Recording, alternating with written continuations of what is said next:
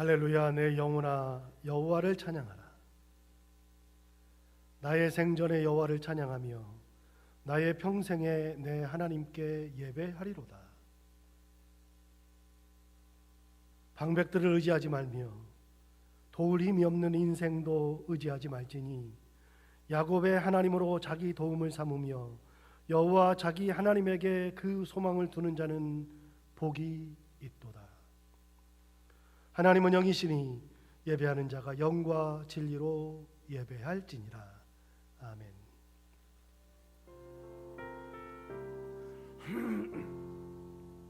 주님을 경배하리라.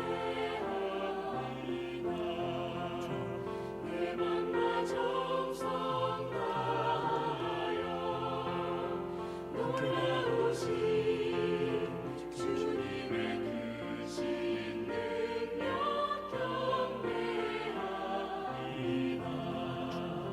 주님을 경배하리라. 내 맘과 정성 다하여 주 안에서 언제나 사랑하리라. 할렐루야. 주 안에서 언제나 사랑하리라. 할렐루야.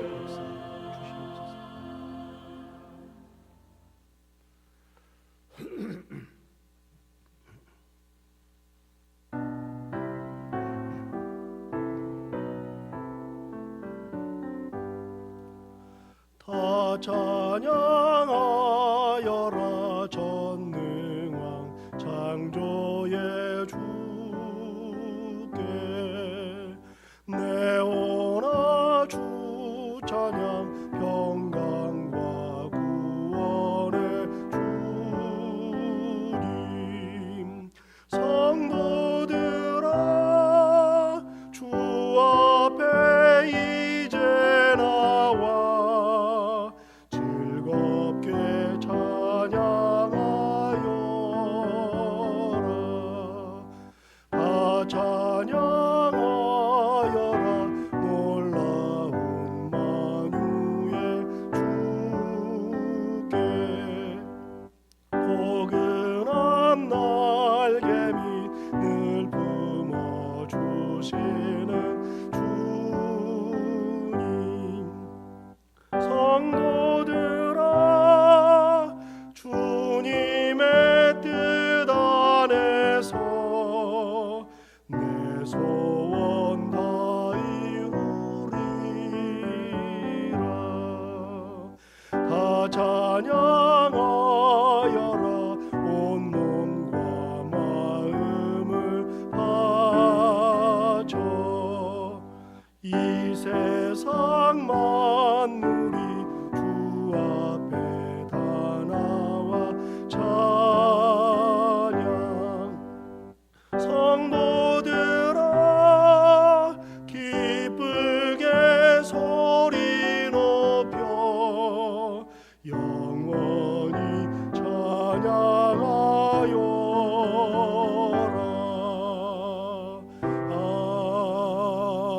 아멘. 이제 다 함께 성시를 교독하겠습니다. 성시는 교독문 48번 시편 106편입니다.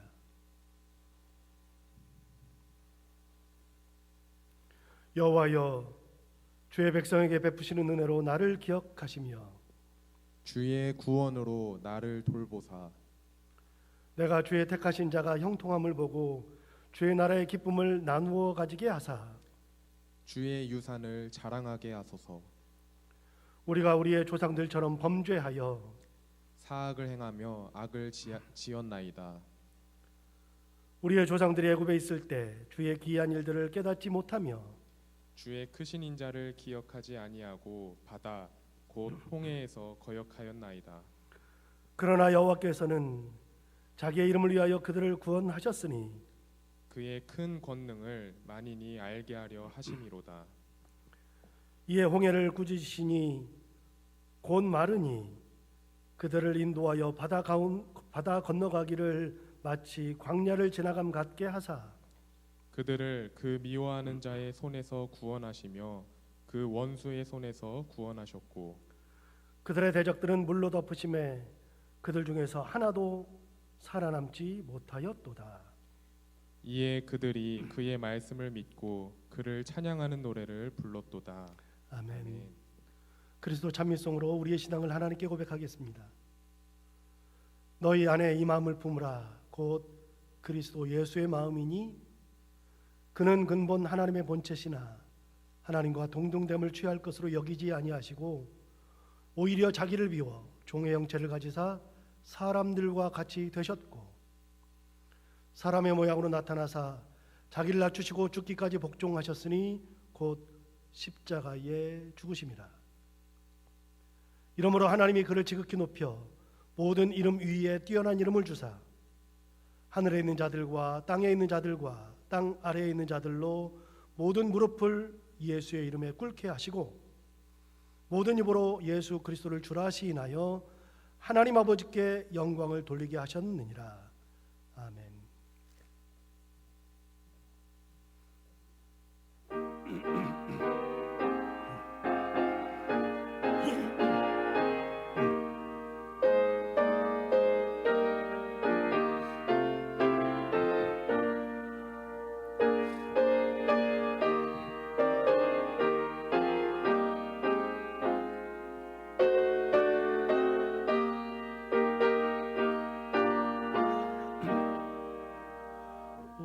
신실하신 주의 아버지여 늘 함께 계시니 두려움 없네.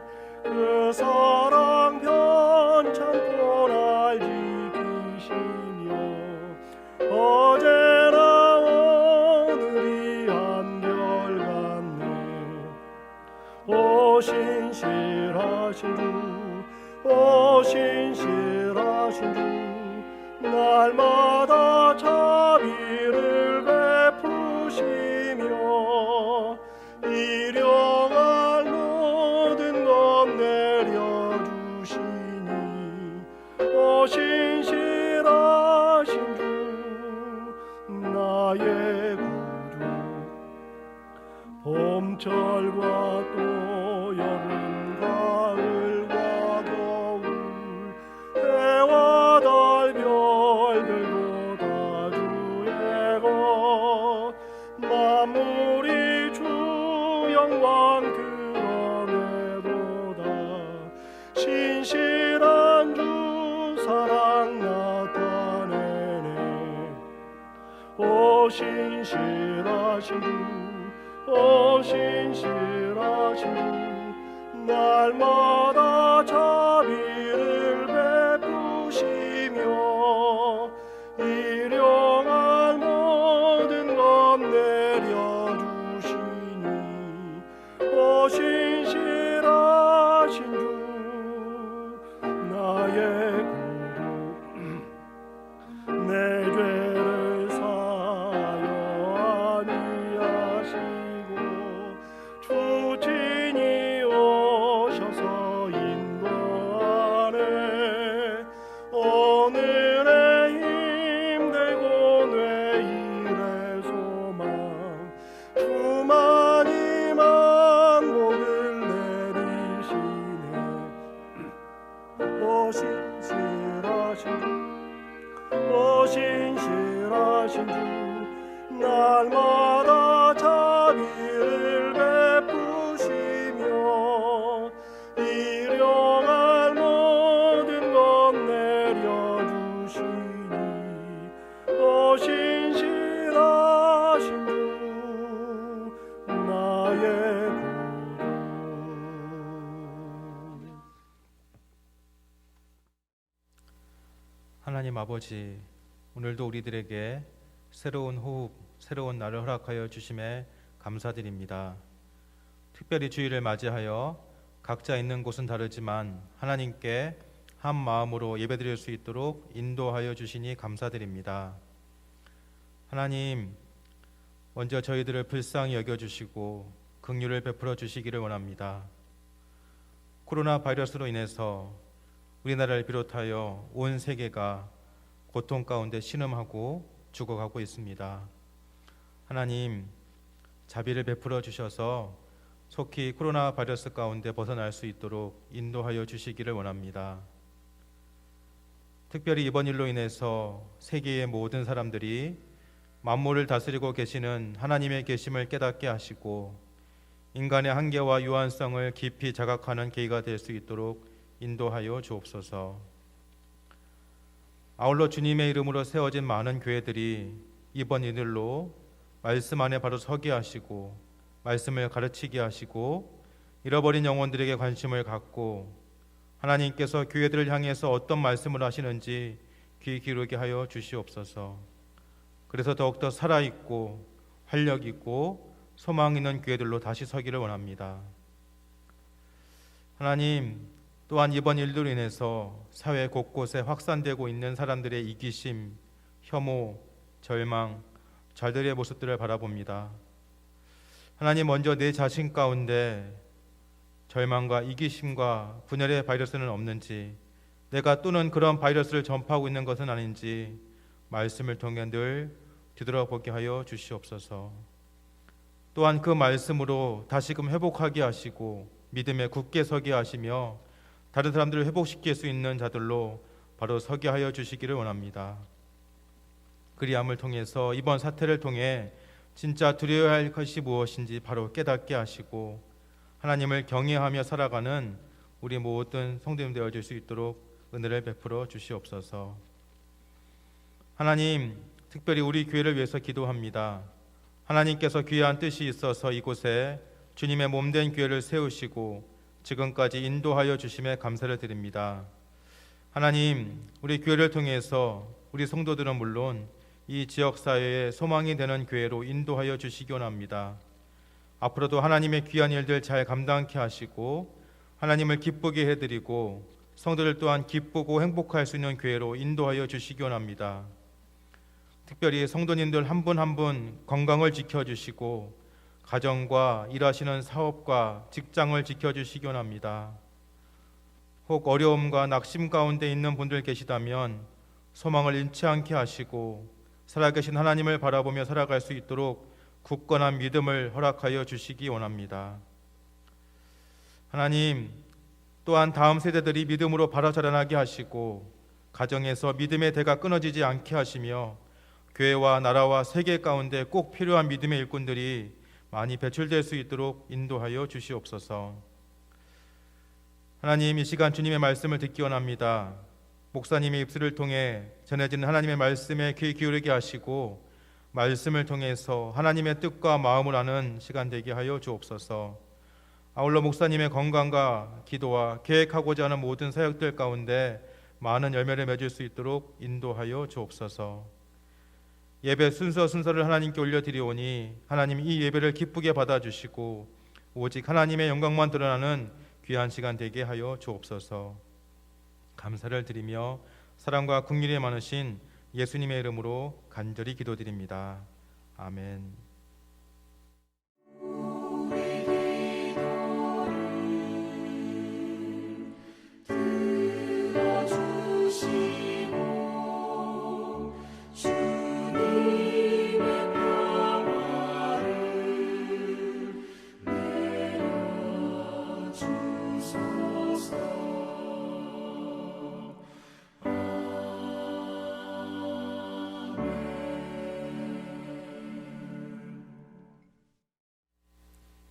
오늘 우리에게 주시는 하나님의 말씀은 구약성경 사무엘상 15장 30절부터 33절까지의 말씀입니다.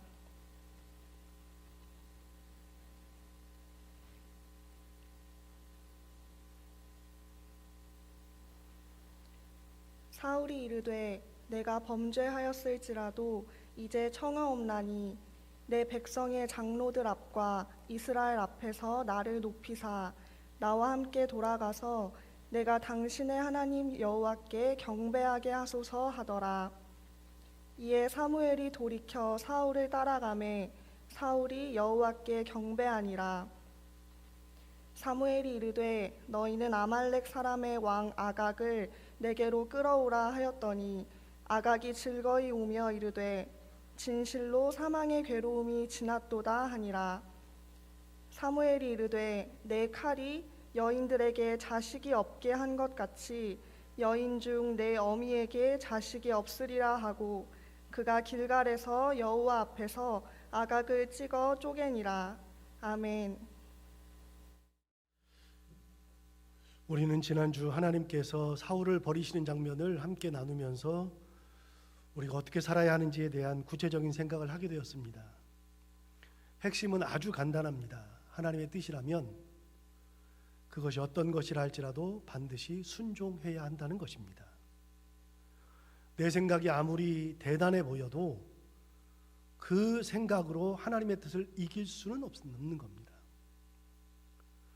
그 반대로 내 생각으로 하나님의 뜻을 이겼던 사울이 결국 하나님께 버림을 받죠. 그 버림받는 장면이 지난주 본문 마지막 절에 있는데 15장 11절에 나옵니다. 그러면 15장 11절을 한번 읽어볼까요? 내가 사울을 왕으로 세운 것을 후회하노니 그가 돌이켜서 나를 따르지 아니하며 내 명령을 행하지 아니하였음이니라 하신지라. 사무엘이 근심하여 온 밤을 여호와께 부르짖으니라. 하나님은 너무도 분명하게 사울을 왕으로 세운 것을 후회한다고 말씀하셨습니다. 하나님을 따르지 않았고 하나님의 명령을 행하지 않았기 때문이었죠. 이유는 간단합니다. 딱 두 가지입니다. 하나님을 따르지 않았다, 하나님의 명령을 지키지 않았다, 따르지 않았다. 그겁니다. 그 말을 들었던 사무엘이 밤새 근심하며 기도했습니다. 진짜 심각하게 기도했습니다. 사무엘은 정말 심각해서 하나님 앞에 밤새 기다리고 매달렸는데 그 심각성을 사울은 모릅니다. 무엇을 잘못했는지 어떤 일이 일어났는지 전혀 모릅니다. 하나님이 사무엘에게 무슨 말씀하시는지를 전혀 모르는 거죠. 사실 자기가 하나님을 따르지 않는다고 생각하지도 않았을 뿐더러 하나님의 명령을 행하지 않았다고 생각하지도 않았습니다. 자기는 하나님의 명령대로 따르고 있고 하나님에게서 돌이키지도 않았다고 생각하고 있는 것이죠. 그런데 하나님은 그런 사울을 버리시는 겁니다. 사무엘이 자기 때문에 한탄하면서 근심하면서 기도하는 것도 모릅니다. 정작 자기 자신은 너무나도 태연하죠. 왜요? 모르니까요. 의식하지 못하니까요. 우리가 아까 읽었던 11절 바로 뒤 하나님이 그를 세운 것을 후회한다. 그리고 사무엘이 근심하면서 온 밤을 하나님 앞에 매달려서 기도했다. 그게 11절인데 그 바로 뒤 12절에 보면 사무엘이 아침이 되어서 사울을 찾아갑니다. 12절 한번 읽어볼까요? 사무엘이 사울을 만나려고 아침에 일찍이 일어났더니 어떤 사람이 사무엘에게 말하 이르되 사울이 갈멜에 이르러 자기를 위하여 기념비를 세우고 발길을 돌려 길갈로 내려갔다 하는지라. 그렇게 아침 일찍 일어나서 사울을 만나러 갔습니다. 밤새 근심하면서 하나님 앞에 매달려서 잠 한숨 자지 못하고 온 밤을 여호와께 부르짖었습니다. 그리고서는 아침 일찍 길을 떠납니다. 사울을 만나러 갔죠. 그런데 가는 도중에 어떤 사람이 사무엘에게 말을 해주는 겁니다. 그의 말에 의하면 사울이 갈멜에다가 자기를 위하여 기념비를 세우고 길갈로 떠났다는 겁니다. 갈멜은 이스라엘의 북부지방이고 길갈은 이스라엘의 중부지방이니까 꽤 먼 거리인데 이미 거기로 떠나버린 것입니다. 사울 정말 태어나죠? 무슨 일이 일어나는지 모르죠? 너무나도 놀랍게도 사울은 어떤 괴로움조차도 없었습니다. 아무 의식이 없습니다. 어떤 일이 일어났는지 몰랐다고, 하나님과 사무엘의 대화를 전혀 알지 못했다고, 자기가 뭘 잘못했는지를 전혀 몰랐다고 그렇게밖에는 해석할 수가 없습니다. 그러니 태어난 겁니다.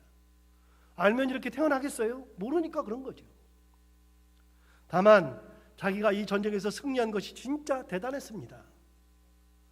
여러분, 그렇게 대단한 승리를 했으니 자기가 으쓱하는 거죠. 사실 몇 년 전만 해도 블레셋과의 전쟁에서 큰 어려움을 겪었죠. 모든 병사들이 다 사라졌죠. 도대체 전쟁을 할 수 없는 그런 상황이었었죠. 그런 일생일대의 위기를 경험했던 적이 있었습니다. 물론 그것도 하나님의 은혜로 그 전쟁을 이기기는 했지만 인생에서 가장 큰 위기를 경험했던 전쟁을 자기는 했었습니다. 그런데 이번에는 대단한 승리를 하였습니다. 그런 위기가 없습니다. 놀랍게도 함께 전쟁터에 나갔던 이스라엘 백성들은 아무도 상해를 입지 않았을 것입니다. 대단한 성과를 올린 것이죠. 아말렉이 초토화되고 말았습니다. 진짜 대단한 거죠. 자기가 생각해도 대단했습니다. 그렇기 때문에 자기를 위하여 기념비를 세웠다는 겁니다. 하나님께서 이것을 하셨다. 하나님을 위한 기념비가 아닙니다. 자기를 위한 기념비를 세웠다는 것입니다. 그럴 수 있습니다. 우리는 모두 다 무언가 잘 되면 기분이 참 좋죠. 어깨가 굉장히 으쓱합니다. 자랑하고 싶습니다. 내가 대단하다고 생각하는 것이 당연합니다. 저도 그러더라고요. 설교 잘하고서 피드백이 아주 좋았을 때, 수요일 성경 공부를 하고 났는데 진짜 내가 많이 안다고 싶을 때, 강의를 끝냈는데 진짜 강의 잘한다 하는 소리를 들을 때, 목회를 하다가 이건 진짜 답이 없다 어떡하나 싶은데 그것을 잘 해결했을 때, 그럴 때마다 저도 모르게 어깨가 으쓱합니다. 진짜 그렇습니다. 나니까 그렇게 할 수 있는 거야. 나보다 더 잘 아는 사람 없어? 나보다 더 잘하는 사람 없어? 나랑 같이 있는 분들은 그만큼 복받은 거야, 그만큼 행복한 거야 라는 식으로 저를 한껏 치켜 세울 때가 있습니다. 부족하지만 있습니다. 부끄럽게도 그런 것이 있습니다. 물론 하나님께서 제게 은혜를 주셨다는 것을 잘 알고 있습니다. 하나님께서 세우셨다는 것도 잘 알고 있습니다. 하지만 내 스스로가 그만큼 대단하다고 생각할 때가 되면 하나님의 은혜를 내세우는 것처럼 말하는 것 같지만 사실은 하나님의 위대하심에다가 제 숟가락을 살짝 올려놓는 경우가 진짜 있습니다. 뭐 제가 대단한 거 했나요? 뭐 그냥 뭐 다 그렇죠. 우리 다 그러지 않아요? 여러분이나 저나 똑같지 않아요? 조금 더 잘할 뿐이죠. 뭐 대단하게 잘한 게 아니라 조금 더 잘할 뿐이죠. 조금 더 괜찮은 것 뿐이죠. 여러분, 우리가 정말 뛰어나다 그랬을 때 정말 우수하다 그러면 절대적으로 우수한 게 아니라 상대적으로 우수한 겁니다. 여러분, 절대적으로 우수한 거는 뭐냐면 그거는 누구도 그거를 할 수 없을 때 그 절대 우위죠.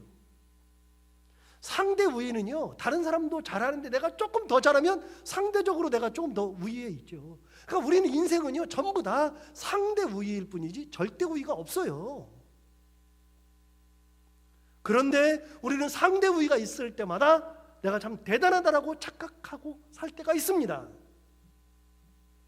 사울은 안 그래요. 사울은 이거보다는 훨씬 더 센 거예요. 전쟁을 하는데 그 상대방 족속들을 완전히 몰살시켜 버렸잖아요. 진짜 대단하잖아요. 자기가 이끌고 갔는데 진짜 대단한 성과를 올렸잖아요.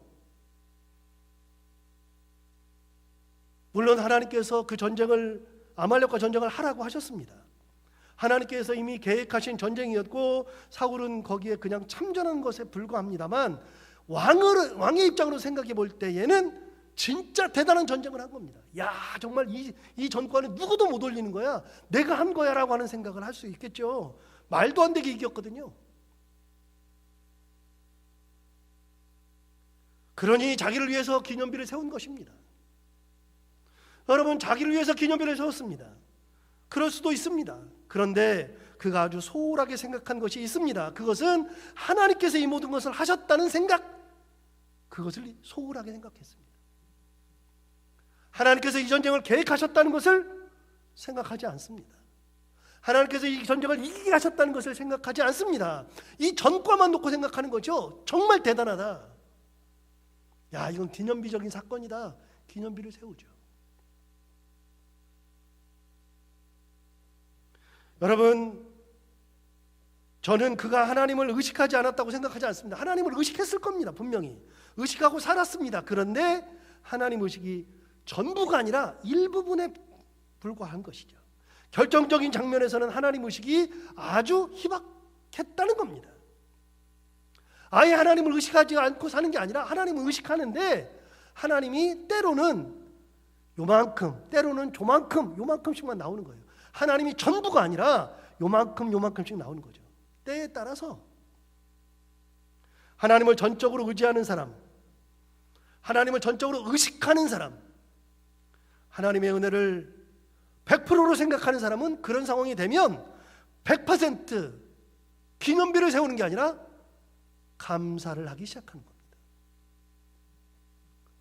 어떤 일이 있으면 가장 먼저 생각이 나죠. 하나님이 하셨구나, 하나님이 도우셨구나, 하나님이 대단하구나, 이런 것을 보니 하나님이 진짜 살아계신다, 그렇게 생각하게 되죠. 하나님을 의식하는 사람은, 하나님을 전적으로 의지하는 사람, 하나님의 은혜를 먼저 생각하는 사람은 그렇게 말하는 겁니다. 기념비는 무슨 기념비예요? 여러분 보세요. 사무엘이 사사가 되어서 이스라엘 백성들을 미스바로 모인 다음에 그때 블레셋 사람들이 쳐들어와가지고 대책이 없었을 때 하나님께서 그들을 다 물리쳐 주셨잖아요. 그래서 이스라엘 백성들이 뒤에 쫓아가면서 죽이고 나서 돌아올 때에 돌을 하나 취해서 어디다 세웠습니까? 미스바와 센사에다 세웠습니다. 동일한 건데 거기다 세워놓고 뭐라 그랬어요? 그 돌의 이름을 에벤 에셀이라고 했습니다. 왜요? 하나님이 도우셨다 그 말하니까 에벤 에셀은 도움의 돌. 동일한 사건이잖아요. 똑같은 사건인데 사무엘은 그 사건을 경험했을 때 도와주시는 하나님, 그게 먼저 생각났죠. 거꾸로 사울은 도와주시는 하나님, 인도하시는 하나님, 함께 하시는 하나님이 생각난 게 아니라 야 진짜 대단하다 그래 놓고서 자기를 위해서 기념비를 세웠습니다. 뭐가 달라요? 하나님 의식이 달라요. 하나님의 은혜를 바라보는 눈이 달라요. 그러면 어떤 사람은 에베네셀에 돌을 세우는가 하면 어떤 사람들은 자기를 위한 기념비를 세우는 거죠. 사도 바울이 고린도전서 15장 10절에서 이렇게 말합니다. 그러나 내가 나 된 것은 하나님의 은혜로 된 것이니 내게 주신 그의 은혜가 헛되지 아니하여 내가 모든 사도보다 더 많이 수고하였으나 내가 한 것이 아니요 오직 나와 함께 하신 하나님의 은혜로라. 이렇게 말했습니다. 내가 나 된 것은 하나님의 은혜인데 그냥 은혜가 아니라 어떤 은혜냐면 오직 나와 함께 하신 하나님의 은혜라고 했죠. 하나님의 은혜 그걸로 부족해요. 어떻게 말했어요? 나와 함께 하신 하나님의 은혜. 100% 하나님께서 다 하신 거라는 겁니다. 동일한 일이 있을 때 어떤 사람은 기념비를 세우는가 하면 어떤 사람은 하나님의 은혜가 먼저 생각나고 어떤 사람들은 하나님께서 주신 거다라고 하는 도움의 돌을 세우는 사람이 있습니다. 여러분 그런데 사실 사도 바울의 경우는 엄청 핍박을 많이 받았잖아요. 죽을 고비를 여러 번 넘겼잖아요. 강도의 위협에 시달려야 했잖아요. 배가 파손해서 죽기 직전까지 간 적이 여러 번 있었잖아요. 그런데 그런 위험을 다 이겨냈어요. 다 이겨내고 이제 사람들이 사도 바울을 대단하다고 생각해 줬어요. 진짜 대단하다. 야 어떻게 거기서 이겨내? 어떻게 거기서 살아나? 어떻게 그런 일을 해? 어떻게 그러면서도 복음을 전해? 진짜 대단하다. 사도 바울 대단하다고 사람들이 칭송해 주기 시작했습니다. 그러면 그렇게 인정받았으니까 어깨가 으쓱할 만한데 사도 바울 뭐라 그러냐면 그런 가운데서도 나의 나 된 것은 하나님의 은혜다. 오직 나와 함께 하신 하나님의 은혜로라 라고 하나님이 먼저 떠올랐습니다. 하나님이 보이지 않으면, 하나님을 의식하지 않으면 자기의 기념비를 세우게 됩니다. 만약 사울 왕에게 하나님이 보였다면 기념비를 세우는 대신에 제단을 쌓았을 거예요. 제단을 쌓고 자기만 제사를 드리는 것이 아니라 함께 전쟁에 참여했던 모든 이들과 함께 제사를 드렸을 겁니다.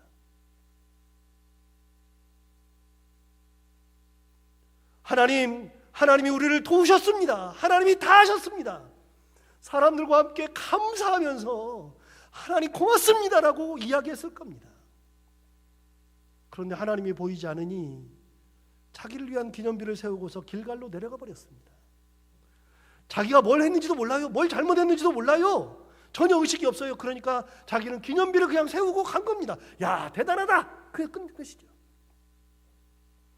사무엘이 사울을 찾으러 갔습니다. 그곳이 어디인지 모르지만 길갈까지 갔을 겁니다. 거기를 도착해서 사울을 만났을 때 사울이 한 말은 진짜 가관입니다. 사울이 이렇게 말합니다. 13절을 보시면 13절에 이렇게 돼 있죠.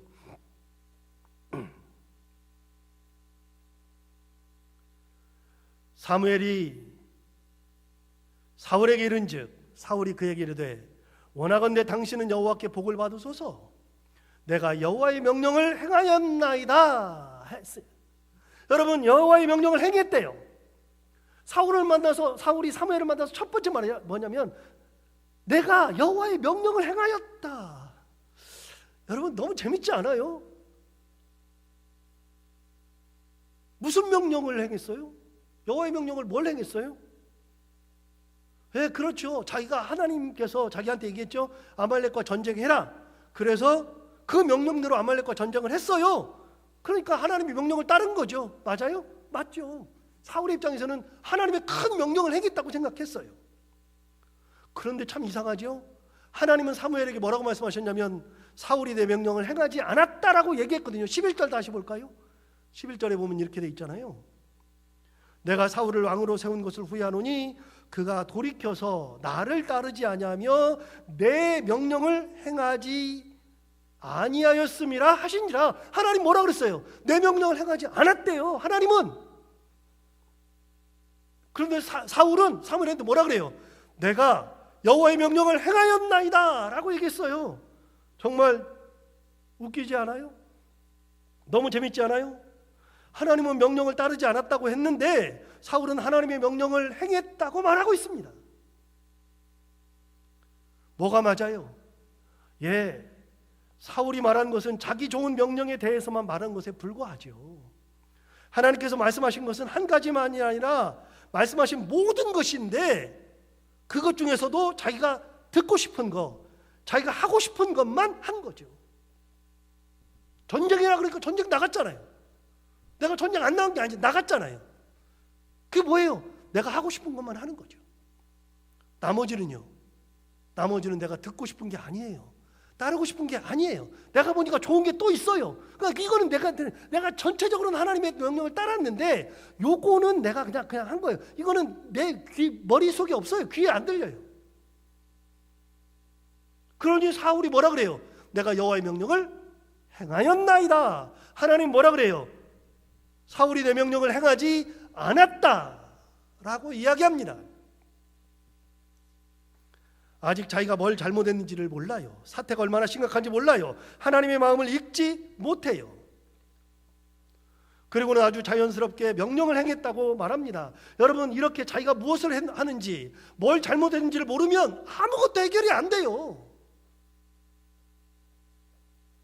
제가 군에 들어가서 장기훈련 받을 때 받았던 훈련들이 참 많은데 그 중에 하나가 독도법이라는 것이 있습니다. 이것은 독도법이라는 것은 뭐냐면 지도를 읽는 법, 이런 얘기죠. 지도를 딱 보면 거기에 등고선이 있고 색깔로 표시되어 있고 축척이 있고 이런 여러 가지들이 다 들어있어요. 그것이 다 들어가 있어요. 지도 안에. 저는 그게 그렇게 어렵더라고요. 독도법을 지금도 잘 못합니다. 등고선을 보고 이게 몇 메타인지 높이가 어떤지 뭐 그런 걸 잘 몰라요. 이게 얼마나 가파른지 그런 게 다 있어요 거기에. 근데 저는 진짜 잘 모르겠더라고요. 훈련을 하게 되면 지도부터 챙깁니다. 그 지도에 가장 먼저 표시하는 게 뭐냐면 두 가지를 표시해야 됩니다. 반드시 두 가지를 표시해야 됩니다. 하나는 내가 서 있는 현 위치, 내가 지금 어디에 있는지 그걸 꼭 표시해야 되고, 두 번째는 목적지, 내가 가서 어디까지 가야 되고 어디를 탈출해야 되는지 목적지를 딱 표시합니다. 그래서 가장 먼저 표시하는 것은 두 가지죠. 현 위치와 목적지입니다. 그런데 무엇보다도 더 중요한 것은 목적지가 아니라 내 위치가 어디인지를 먼저 표시해야 됩니다. 내가 어디에 서 있는지, 이 지도상에서 내가 어디에 있는지를 꼭 표시를 해야 되죠. 두 번째는 목적지를 표시해야 됩니다. 목적지를 가려면 내가 어디 있는지를 알아야죠. 그래야 어디 있는지를 알아야 어느 도로로 갈지 어느 산으로 갈지를 결정하죠. 목적지부터 하는 게 아니고요. 항상 내 위치부터 하는 거예요. 내가 어디 서 있는지를 알아야 그때부터 가죠. 지도를 봤는데 내가 있는지 어디 있는지를 몰라요. 목적지는 찍었는데 내가 어디 있는지 몰라요. 그럼 어떻게 가요? 모르잖아요. 그러니까 가장 중요한 것은 목적지가 아니라요, 현위치가 중요한 겁니다.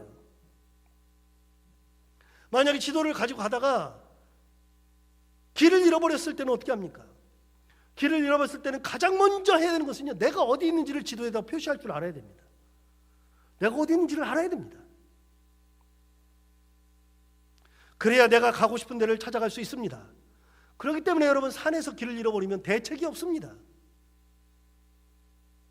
등산로 외에 다른 곳으로 들어가잖아요. 그럼 어디로 나가야 될지 모르는 거예요. 내가 어디 있는지 몰라요. 그러니까 찾아갈 수가 없어요. 여러분, 가장 중요한 것은요, 목적지가 아니라 내 위치가 가장 중요합니다. 내가 어디 있는지 알아야죠. 신앙도 똑같습니다. 내가 어디에 서 있는지, 내가 지금 무엇을 하고 있는지, 내 신앙의 좌표가 어디인지 정확하게 알아야 됩니다. 내가 지금 생각하는 것이 무엇인지, 내가 지금 하는 행동이 무엇인지 정확하게 알아야 합니다. 문제가 무엇인지 정확하게 알아야 됩니다. 그걸 모르면 딴짓만 하게 되어 있습니다. 여러분, 사울은 자기의 위치를 몰랐습니다. 자기가 지금 삶의 자리가 어디인지, 어떤 모습으로 살고 있는지, 어떤 생각을 하는지, 자기가 한 일이 얼마나 큰 일인지를 모릅니다. 내가 지금 하는 것을 몰라요. 내가 나를 몰라. 하나님이 자기를 예뻐한다고만 생각해. 하나님은 자기를 예뻐하지 않는데 나는 예뻐한다고 생각해. 그러니까 딴짓만 하는 거예요. 하나님이 명령을 따르지 않았다고 얘기했는데 자기는 명령을 따랐대요. 여러분, 해결이 안 돼요. 알아야죠. 내가 지금 어떤 위치인지, 지금 내가 어떤 상황인지, 하나님이 나를 얼마나 미워하고 계시는지, 하나님께서 나에게 얼마나 책망하시는지 알아야죠. 알아야 그때부터 하나님의 눈에 들리기 위해서 노력하고 사는 거죠. 분명하게 알아야죠.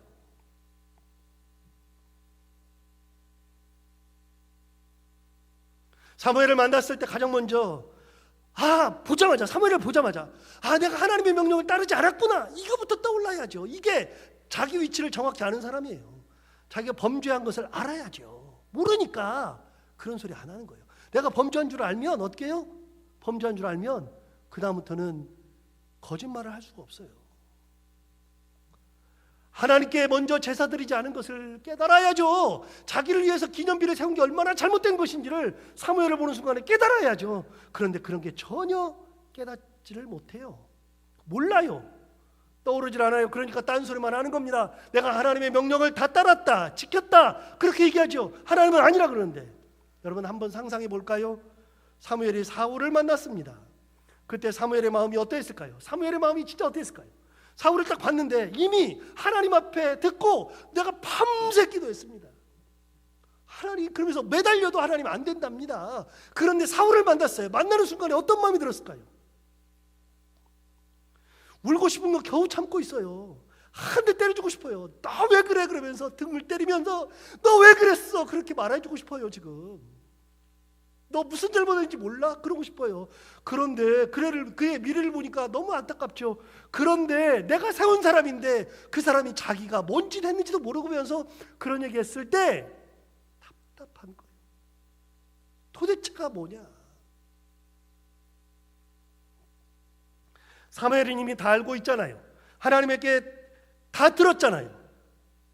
하나님께서 왜 그러신지 다 알잖아요. 사울이 하나님의 명령인 모든 생명체를 다 죽이라는 명령을 지키지 않았다는 것도 다 알고 있잖아요. 그런데 사울은 딴소리부터 하는 겁니다. 딴소리부터. 그때 사무엘에게 들리는 이상한 소리가 있어요. 여러분, 14절부터 15절 볼까요? 사울이 그렇게 얘기했을 때 사무엘에게 들리는 소리가 있어요. 14절, 사무엘이 이르되 그러면 내 귀에 들려오는 이 양의 소리와 내게 들리는 소의 소리는 어찌 됨이니까 하니라. 갑자기 뭔 소리가 들렸어요? 양 소리, 소 소리가 들리는 거예요. 여러분, 그 갈멜부터 길갈까지 왔는데 그 양과 소를 다 몰고 온 거예요. 그 먼 길을. 그런데 그 소리가 들리는 거예요.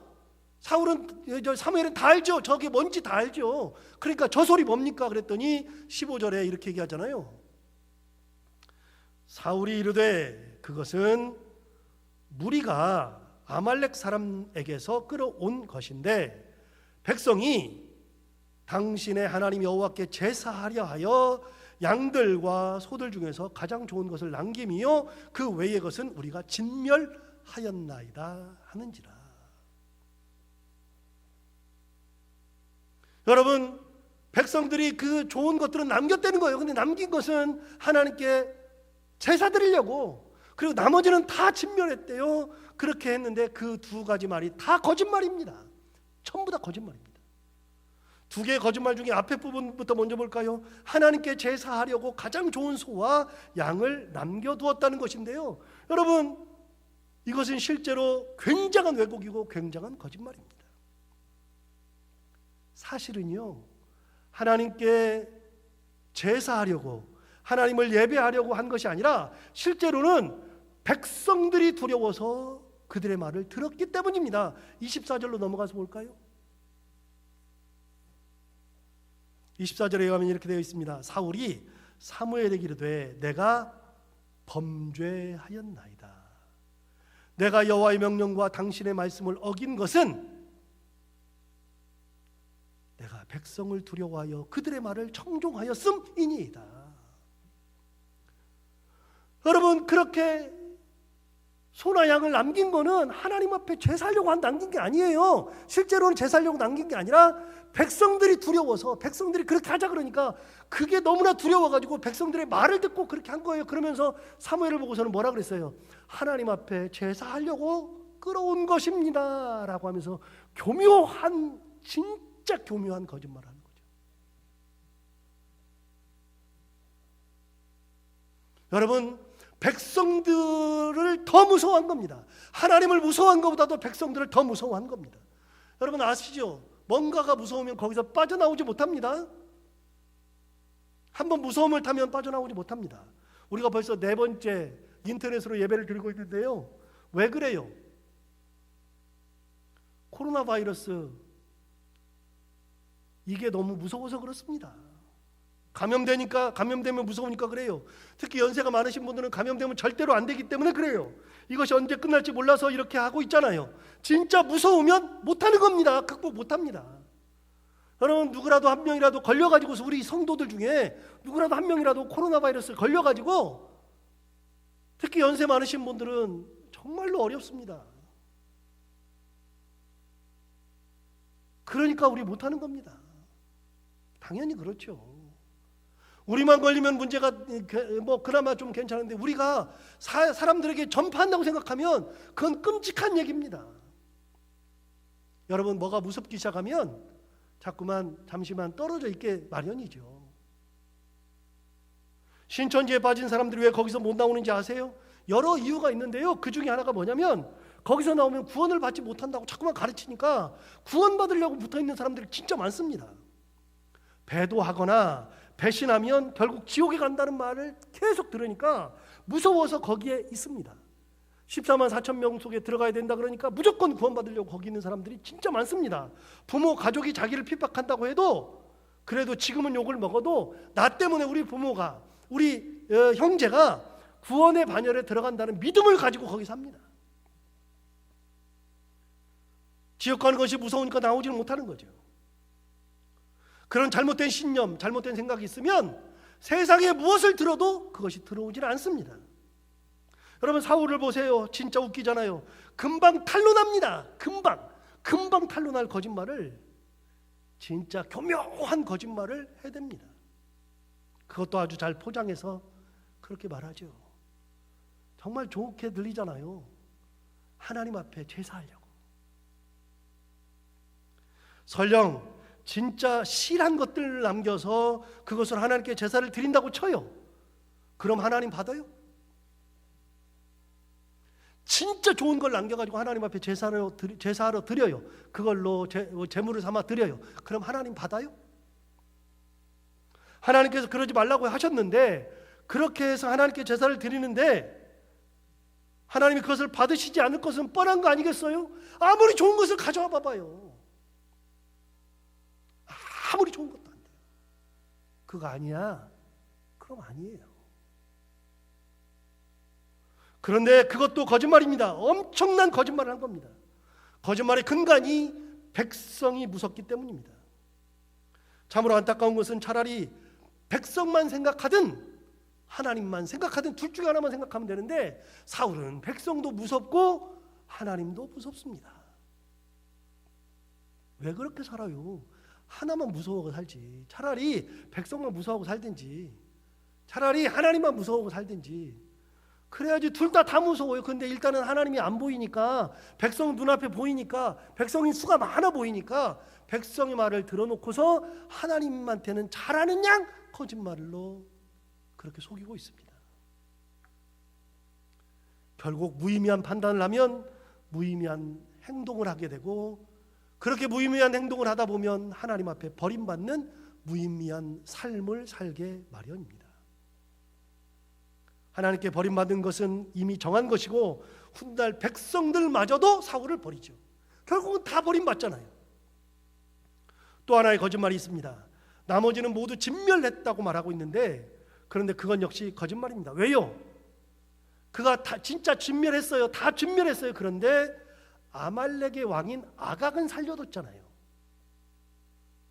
왕을 살려서 자기의 위대함을 말하고 싶었을 거예요. 아각 한 사람 살렸으니 다 죽였고, 진짜 다 죽였고 아각 한 사람 살렸으니 괜찮아요? 아각은 왕이니까 살려도 괜찮아요? 아각은 특별하니까 살려도 괜찮아요? 그렇게 하나님의 명령을 어겨놓고서 마치 다 한 것인 양 포장해서 말하고 있습니다. 다 맞는 것 같은데 안 맞습니다. 여러분 어떠세요? 여러분들은? 저도 거짓말 많이 해봤습니다. 특히 어렸을 때는 거짓말 많이 해봤습니다. 마치 거룩한 목사인 양 포장할 때도 있었습니다. 그 순간을 모면하려는 그런 시도를 진짜 여러 번 했습니다. 그런데 결국은 다 드러납니다. 거짓말한 거 하나도 남김없이 다 드러납니다. 어떻게 희한하게 다 드러납니다. 심지어는 제 의도까지도 다 드러나더라고요. 마음이 다 읽힙니다.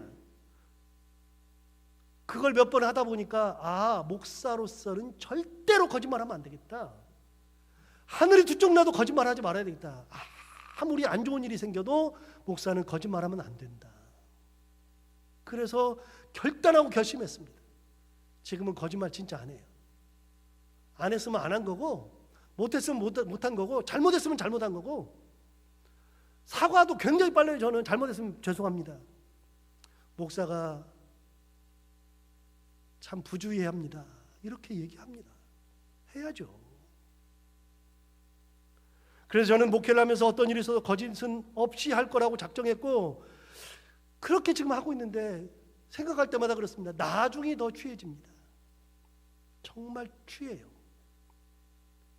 사람도 제 거짓말을 다 아는데, 사람도 제가 무슨 생각하는지 다 아는데, 하나님은요, 그 거짓말 오래 못 갑니다.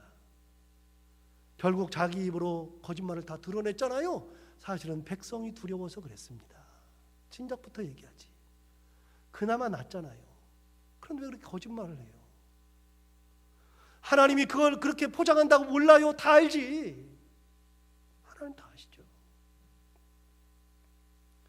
결국 사무엘이 말합니다. 26절 볼까요? 사무엘이 사울에게 이르되 나는 왕과 함께 돌아가지 아니하리니 이는 왕이 여호와의 말씀을 버렸으므로 여호와께서 왕을 버려 이스라엘 왕이 되지 못하게 하셨음이니라 하고 그랬습니다. 하나님께서 왕을 버렸답니다. 지금까지는 사울이 그런 말을 들어본 적이 없어요. 이게 처음이에요. 하나님께서 왕을 버렸답니다. 아예 그냥 딱 얘기합니다. 버렸답니다. 이제는 사무엘의 입을 통해서 하나님의 선포를 직접 들은 겁니다.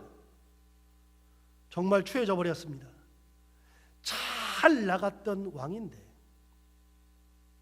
진짜 대단한 왕이 되었었는데, 이스라엘의 첫 번째 왕이 되었는데, 누구도 함부로 할 수 없는 왕이 되었는데, 정말 대단한 왕이 되었는데, 결국은 하나님 앞에 버림받는 신세가 되었으니 훗날이 더 추해지고 말았습니다.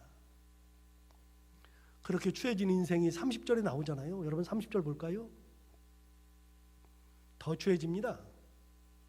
사울이 이르되 내가 범죄하였을지라도 이제 청하옵나니 내 백성의 장로들 앞과 이스라엘 앞에서 나를 높이사 나와 함께 돌아가서 내가 당신의 하나님 여호와께 경배하게 하소서 하더라. 뭔 말이에요? 여러분 보세요. 지가 범죄한 줄 이제 알았어요. 알았는데 범죄한 줄 알았으면 어떻게 돼요? 이제부터 내가 하나님 앞에 목숨 내걸고 하나님의 은혜를 간구하겠습니다. 그러고서 왕이고 뭐고 상관없이 그냥 하나님 앞에 무릎 꿇고 용서하시는 날까지 빌어야죠. 은혜를 간구해야죠. 하나님의 마음을 돌이키실 때까지 은혜를 간구해야죠. 그런데 뭐라고 얘기했어요? 내가 범죄하였을지라도 내 백성의 장로들 앞과 이스라엘 앞에서 나를 높여주십시오. 그래서 나와 함께 돌아가서 내가 당신의 하나님께 경배하게 해주십시오. 아직도 무슨 생각하고 있어요? 자기가 낮아졌고 자기가 버림당했다는 것보다도 사람들 앞에서 추해지는 것이 더 싫대요. 그런 사람들 앞에서 이스라엘 앞에서 나를 높여달라고 얘기합니다. 정말 대책 없죠. 대책이 없어요. 아직도 누구를 의식해요? 하나님을 의식하지는 않은 것이 아니라 사람을 의식하고 있죠. 하나님의 앞에 버림받는 것이 아니라 사람들이 자기를 버리는 것을 두려워하고 있죠. 하나님 무서운 줄을 모르죠. 하나님께 버림받는 것이 어떤 것인지를 아직도 깨닫지 못하고 있죠. 은혜를 가운데서 내가 떨어져 나갔다는 것을 얼마나 심각하게 받아들여야 하는데 그걸 받아들일 생각이 지금도 없어요. 나를 높여주십시오. 내 백성의 장로들 앞과 이스라엘 앞에서 나를 높여주십시오. 그럼 높아져요? 여러분, 사무엘이 높여준다 그래서 높아져요? 하나님이 높여줘야죠. 하나님이 세우셔야죠. 하나님의 은혜를 주셔야죠. 여러분, 우리 인생 똑같아요. 하나님의 은혜가 있어야죠. 하나님께서 우리를 높여주셔야죠. 그거 아니면 의미가 없습니다. 진짜 무의미한 행동, 무의미한 삶. 그 행동의 결과를 볼까요? 32절과 33절을 보겠습니다. 사무엘이 이르되 너희는 아말렉 사람의 왕 아각을 내게로 끌어오라 하였더니 아각이 즐거이 오며 이르되 진실로 사망의 괴로움이 지났도다 하니라. 무슨 말이에요? 사무엘이 아각을 끌어오라 그랬어요. 그러니까 사람들이 아각을 끌어오잖아요. 아각을 끌어오는데 아각이 생각할 때, 야, 드디어 내가 사망의 괴로움이 지나갔다. 무슨 말이에요? 나 이제 살았다. 야, 사무엘이 나를 불러주니까 내가 살았다. 그 말이에요. 드디어 살았다. 아각이 그런 생각하고 있죠. 얘도 잘 몰라요, 이 사람도. 33절 보세요. 사무엘이 이르되 내 칼이 여인들에게 자식이 없게 한 것 같이 여인 중 내 어미에게 자식이 없으리라 하고 그가 길갈에서 여호와 앞에서 아각을 찍어 쪼개니라. 여러분, 어떻게 죽었어요? 아각을 죽이는데 찍어 쪼개 죽였습니다. 쪼개 죽였습니다. 쪼개 죽였어. 몇 개로 잘랐는지 몰라도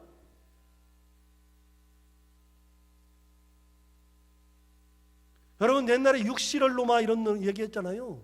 육시가 뭐예요? 육시형. 육시가 뭐예요?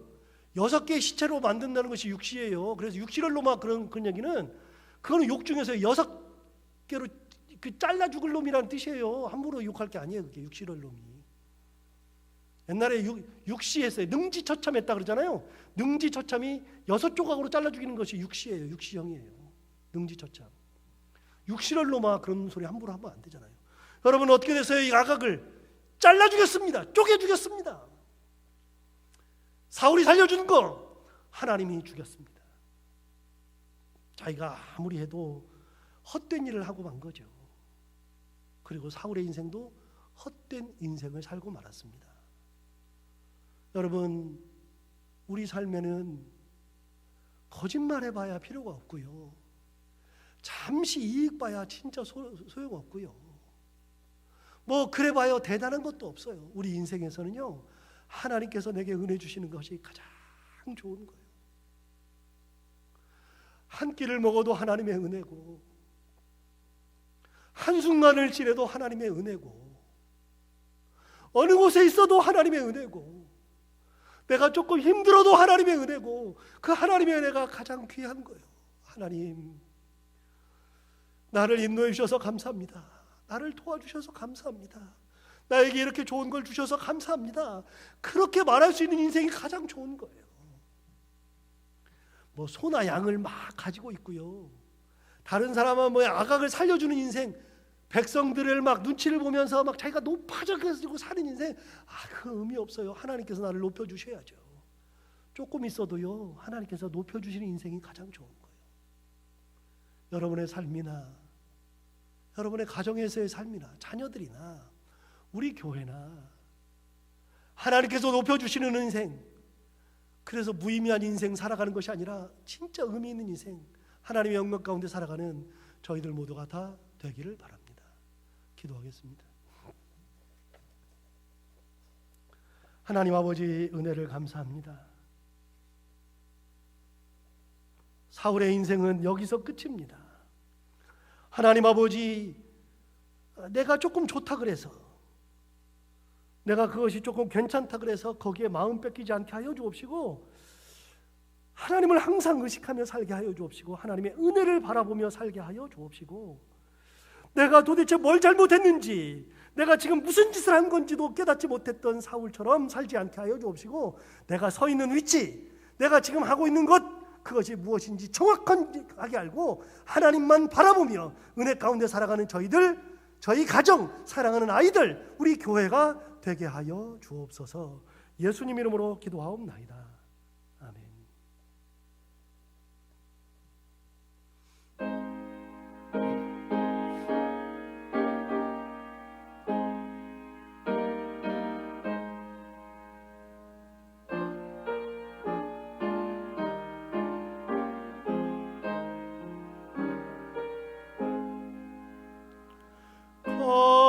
비싼 양유를 주께 드린 막달라 마리아 본받아서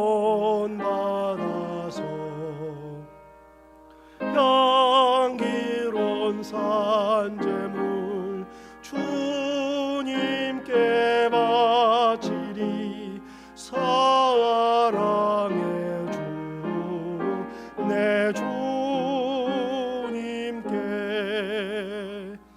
연약한 자에게 힘을 주고 어두운 세상에 빛을 비춰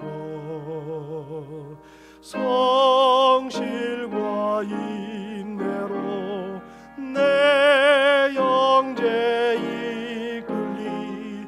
사랑의 주 내 주님께 두려운 마음에 소망 주고 슬픔에 쌓인 자 위로하며 길 잃은 자들을 친절히 이끌리. 사랑의 주 내 주님께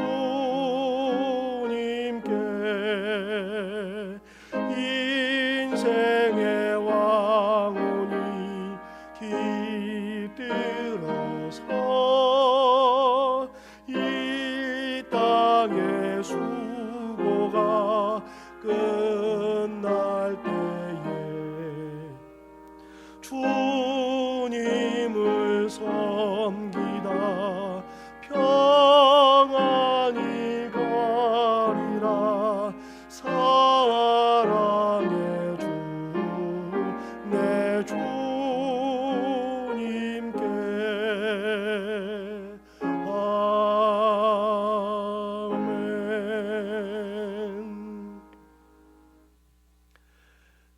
성도들 모든 분들에게 하나님의 은혜가 가득하기를 바랍니다. 저희가 얼굴을 못 본 지 벌써 4주가 되었습니다. 4번째 이렇게 예배를 드렸고요.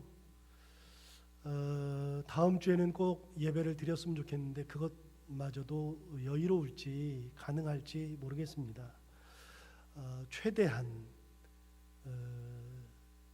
우리 성도들도 살피고 교회도 살피고 그리고 하나님의 영광도 생각해야 하고 주변 사람들도 생각해야 합니다. 그래서 제 소망은 다음 주에 꼭 예배 드리는 건데 혹시 그러지 않을 수도 있습니다. 제 생각에는, 제 판단에는 아마도 4월 6일 날 아이들이 개학을 하는 것 같습니다. 그러면 4월 6일 날 이전에 4월 5일은 그러면 4월 6일 날 개학을 하니까 그때는 괜찮지 않을까. 그래서 늦으면 4월 첫 주 5일에는 예배를 드릴 수 있겠다.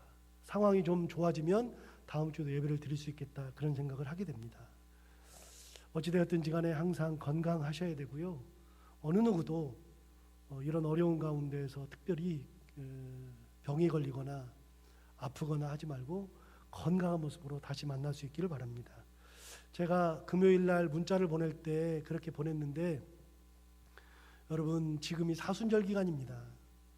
사순절 기간이어서 예수님께서 십자가에 달리신 것을 묵상하며 지내는 기간인데 진짜 우리가 사순절 보내는 것 같습니다. 그동안에는 사순절입니다. 예수님의 십자가를 묵상하는 기간입니다. 그래도 그게 얼마나 대단한 건지 몰랐는데 요즘에 그거 느낍니다. 왜냐하면 우리 성도들도 다 이제 조금씩 지쳐가기도 하고 힘들기도 하고 그럴 텐데요. 목사인 제 입장에서 제 마음에는요 진짜 피눈물이 납니다. 성도들 보고 싶고요. 얼마나 보고 싶은지 몰라요. 그리고 함께 예배하면 얼마나 행복할까 그런 생각합니다. 하루하루가 사실은 목사로서는 고통입니다. 아마 그래서 다시 모여서 예배하는 날 성도들 다 같이 울고 저도 울고 그러지 않을까 싶은 생각도 있습니다. 아무튼 간에 사순절 기간인데 예수님의 십자가를 묵상하면서 주님의 은혜도 묵상하면서 이 기간 잘 보내시고 코로나 바이러스도 잘 이기고 나셔서 나중에 건강한 모습으로 다시 뵙기를 소원합니다. 그 가운데 하나님의 은혜 가운데 오늘 말씀을 드린 것처럼 하나님의 은혜를 항상 누리며 무의미한 인생이 아니라 의미 있는 인생, 하나님 앞에 사랑받는 인생 그렇게 살다가 다시 만나는 귀한 분들 다 되기를 바랍니다.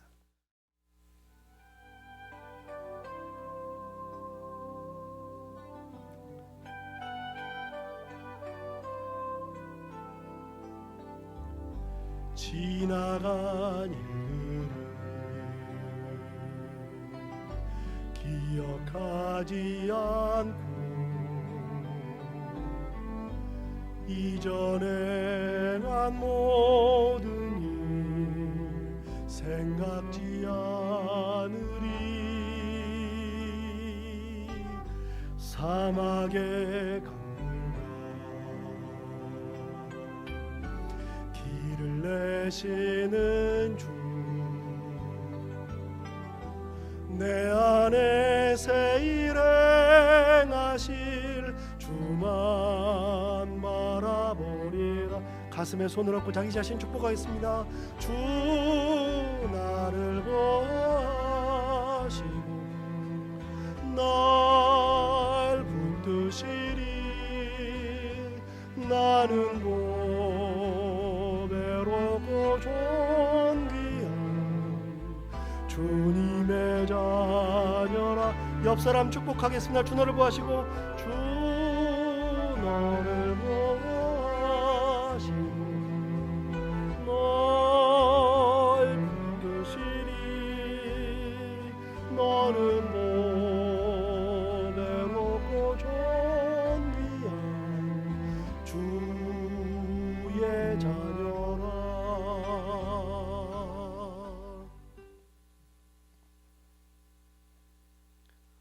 예수 그리스도 은혜와 하나님 아버지 크신 사랑과 성령이 교통하심이 내가 서 있는 위치가 어디인지 정확하게 깨닫고 내가 하는 행동이 무엇인지 정확하게 의식하면서 하나님을 바라보고 세상을 두려워하거나 백성들을 두려워하지 아니하고 오로지 하나님 무서운 줄 알고 하나님 은혜가 가장 귀한 것인 줄 깨달으며 하나님의 그 크신 은혜 가운데 살기를 결단하고 소망하는, 사랑하고 사랑하는 하나님의 귀한 백성들 한 사람 한 사람의 머리머리 위에, 저들의 가정과 자녀들과 하는 모든 생업과 기도하는 기도 제목들 위에 주님께서 피 흘려 세우신 이 교회와 이 나라 이 민족 위에 지금부터 영원까지 함께 하옵시기를 간절히 축원하옵나이다. 아멘.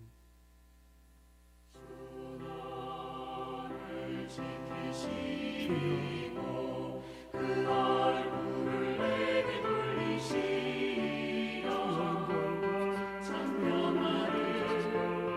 참평하게 얼굴을 내게 돌리시며 이 어려운 가운데서도 사랑하는 성도들